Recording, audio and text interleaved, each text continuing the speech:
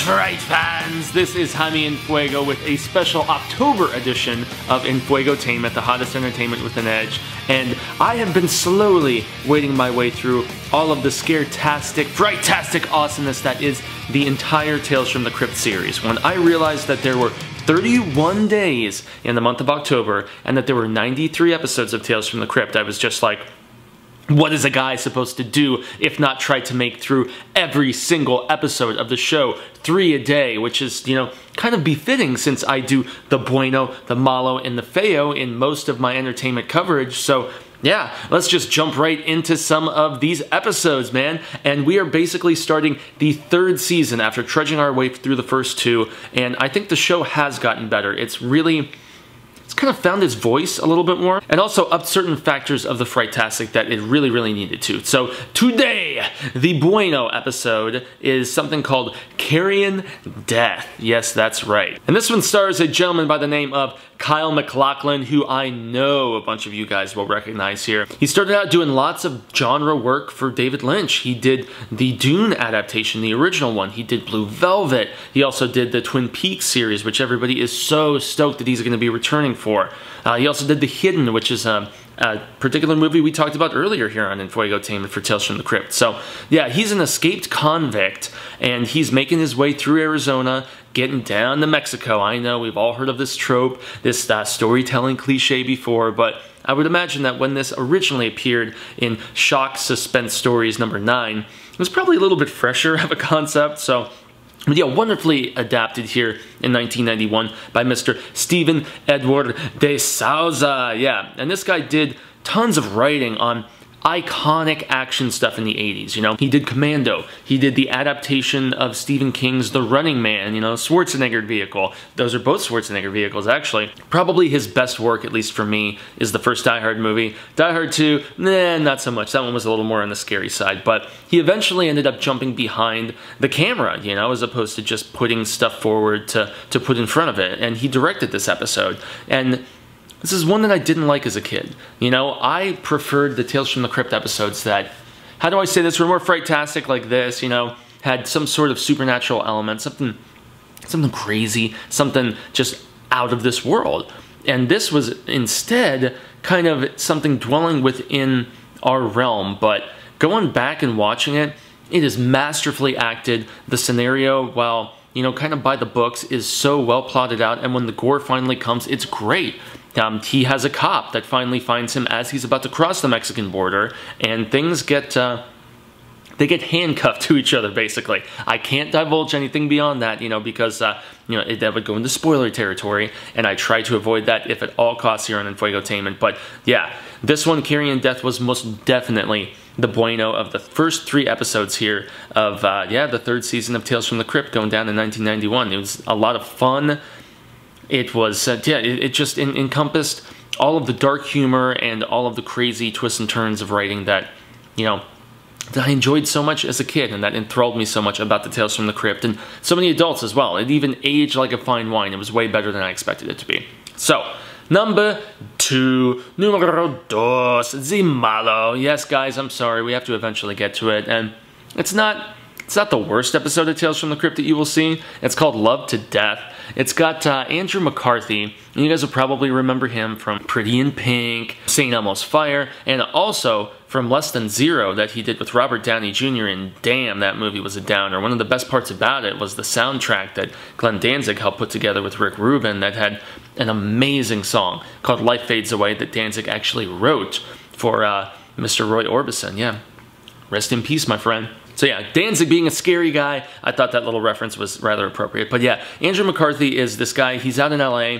He's trying to be a script writer. He's obsessed in love with this chick who is living just down the way from him. Her name is Mariel Hemingway, and you'll probably recognize her as the girl who got Best Supporting Actress nomination for Woody Allen's Manhattan. Yeah, so the girl's got some acting chops, but she's also known just as I guess notably and horrendously in this instance for, you know, being a part of Superman 4, A Quest for Peace, which basically made them redial and retcon the entire Superman series. Ugh, such a bad movie. So she's very over the top in this. She's an actress, she's kind of a biatch, and he falls in love with her and decides to go to his very shady landlord to get a love potion. I know we've talked about love potions before on this episode. It doesn't end quite as gruesomely as some of the previous love potions that we've talked about, but yeah, the twist is interesting. It's not quite what you would expect, but it's goofy. It's not a very good episode, and it doesn't even have a payoff that really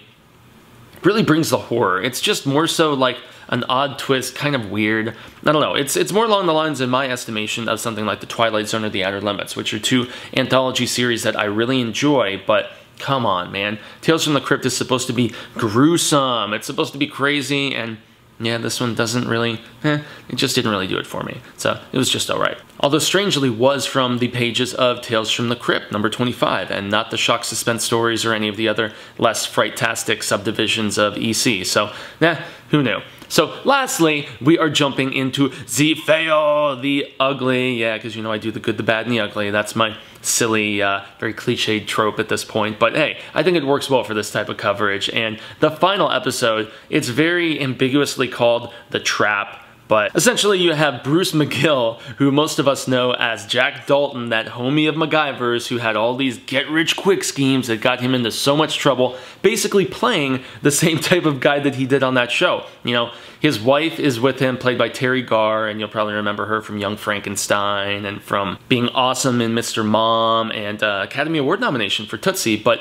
she's his ever-suffering wife, and she's trying to stay dedicated and trying to be supportive, but guy can't keep a job. He's kind of a piece of shizzle, and yeah, he comes up with this awesome, amazing scheme to have his coroner brother help him fake his death so he can collect on his life insurance, and, you know, him and his lady can run off and live in, like, you know, Rio or something like that. And doesn't really go so well for him. We're not going to say, you know, if he actually dies or if something else happens, but yeah, I must say, this episode was ugly based on just the sheer concept alone. I mean, that type of extortion, really silly. It was really, honestly, between the last two episodes that we've discussed. I'm like, was it going to be Love to Death as the feo, or was The Trap going to be the feo? I don't know. This one really, I guess feo is not as horrible of a distinction in the Enfuegotainment books as the MALO. And this one was directed by Michael J. Fox. He makes a cameo appearance as an attorney at some point. And, you know, I guess since it was better directed than Love to Death, and since it had a little bit more humor that actually hit where it was supposed to, and the ugly subject matter of faking your death and everything, I mean, yeah, I guess all three of these episodes dealt with death, and yeah, the only one that I can really recommend wholeheartedly as being super awesome is Carrion Death, and that was the one that I didn't even remember being good. So that's Tales from the Crypt surprising you, and I guarantee that if you made the you know, dedication to jump through all of these episodes one by one like I'm doing, you would be surprised too. Tales from the Crypt was so ahead of its time, or so just retro, because, you know, it was obviously inspired by, you know, stuff like Twilight Zone and The Outer Limits and the old Alfred Hitchcock theater and stuff that came before it. But the great thing about it is that it dialed it to 11, and it made it so much more grotesque. I mean, brought it to the mature audiences, all those audiences that grew up with it and wanted it to be just that much more, I guess, sensationalized and really show everything that it, you know, couldn't back in the day. And as kids like me who got to see it, we were just like, hells yes, this is where it's at. So I extend a grande gracias for all of you guys tuning in with me here on the 9th day. That's right, day 9 of Jaime En Fuego's coverage of the Tales from the Crypt. I've still got so many more days left. It's gonna be a long journey, but I am so thankful all of you guys are just taking it with me. It's been a lot of fun thus far. So you can find me, Jaime En Fuego, on all social media sectors, just at Jaime En Fuego, Twitter, Instagram, Facebook, obviously here on YouTube, and also it is remiss of me to not mention it in every single episode, but please check out the horrorshowchannel.com. That's where I do all of my frigtastic coverage when it's not here on Enfuegotainment. Shout out to Cecil, Martian, Susie, my co-hosts. I love you guys, and I love all of you guys for tuning in, and I look forward to seeing all of you mañana on October 10th for so much more fun coverage of the frigtastic. So until then, adios, and stay scared.